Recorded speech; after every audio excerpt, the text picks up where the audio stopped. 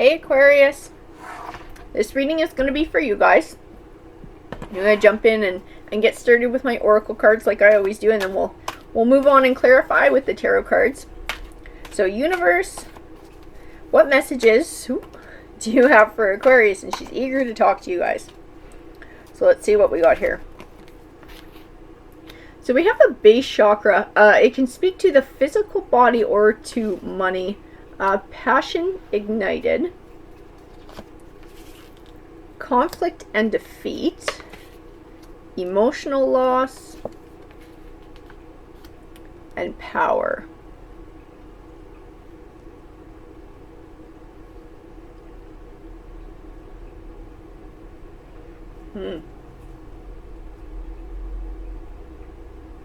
So I feel like we're healing from something and taking our power back and feeling a new passion about life. Disruption, recognition, and reward. Material and spiritual prosperity. Intuition. And love begins.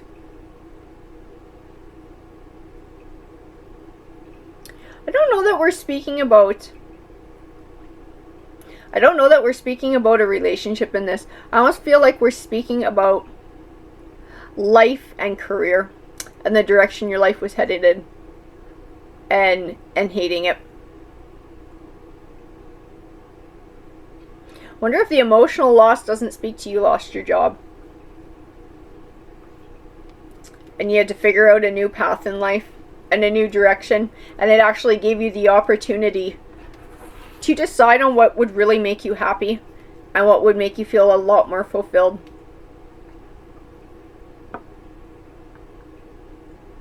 Because I feel like that's what the passion ignited is speaking to, is doing something you feel passionate about, the intuition, discovering what you want that makes you happy. Something that's going to be more rewarding. This is what it speaks to me of. And just that love begins to me speaks of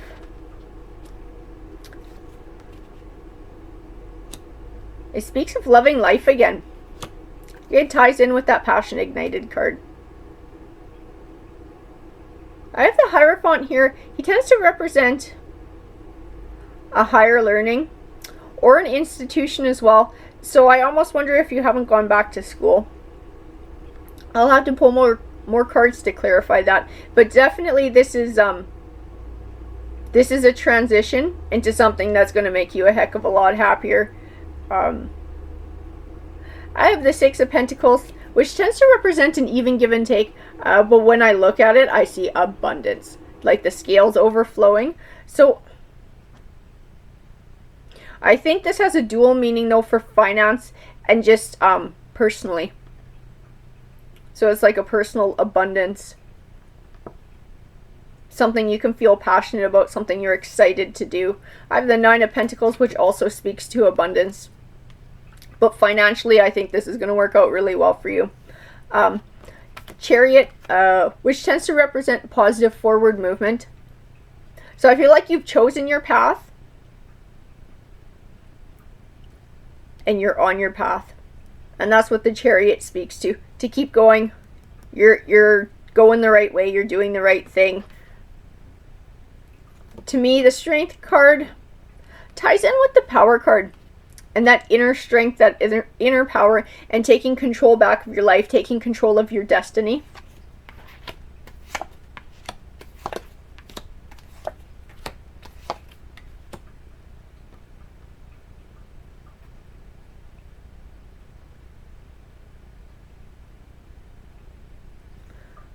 So I have the Eight of Cups here. The Eight of Cups tends to represent a new journey, a new beginning. So definitely speaking to this transition, this new chapter in your life. I have the High Priestess. She tends to represent things that are hidden from you that you'll find out when the time is ready. And I think those are like your little markers along the way.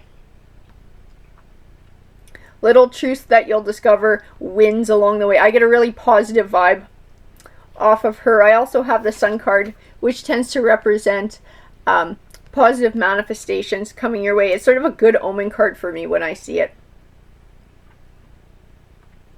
I also have the Devil card, and I'm not sure where he fits in just yet, if he's speaking to a person or if he's speaking to more of an energy. So I'll have to pull more cards to see how he ties in. I got the Eight of Pentacles, which they call the Apprentice card. So it sort of ties in with the Hierophant and my thought that maybe you had gone back to school. So I think that is what this is about. You're studying for a new career, a new path, some sort of training, taking courses to set your destiny, set up this new path in life. You are learning and collecting all the tools that you need to be successful, to set a solid foundation for your future. I feel like your future looks extremely bright. I have the Ace of Swords, which also stands for triumph. So I feel like you're definitely doing the right thing. You're definitely moving in the right direction.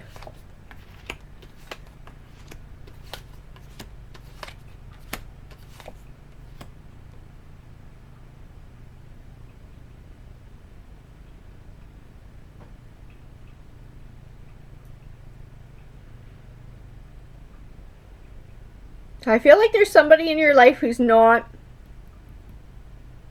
not quite as supportive as you need them to be.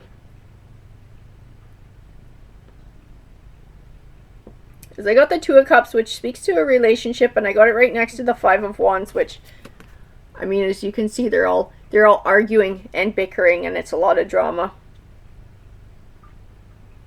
Now I almost wonder if it doesn't tie into the Devil card. And not that the person's a devil or they're an evil person.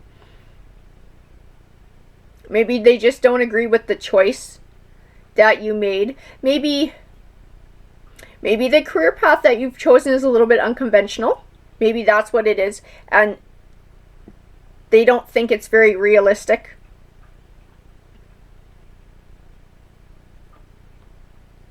I have a feeling that might be what it is. I also have the Six of Cups, which tends to represent a blast from the past. Someone from your past. I don't know if this is a romantic relationship. I'm almost wondering if this is a family member, is what it's feeling a bit like to me.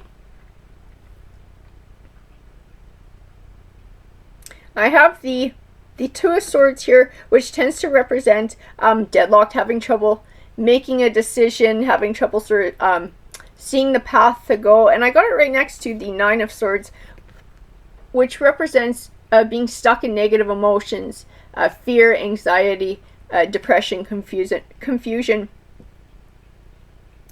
I feel like this person has their doubt in you has caused you to feel a bit of self-doubt. And okay, am I really doing the right thing? Am I really being realistic here? I feel like that's their attitude is rubbing off on you a bit.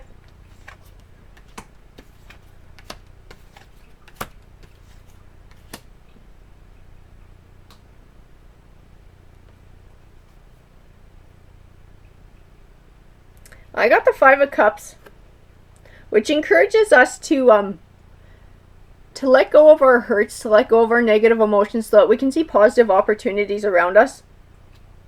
I think it speaks to this relationship here.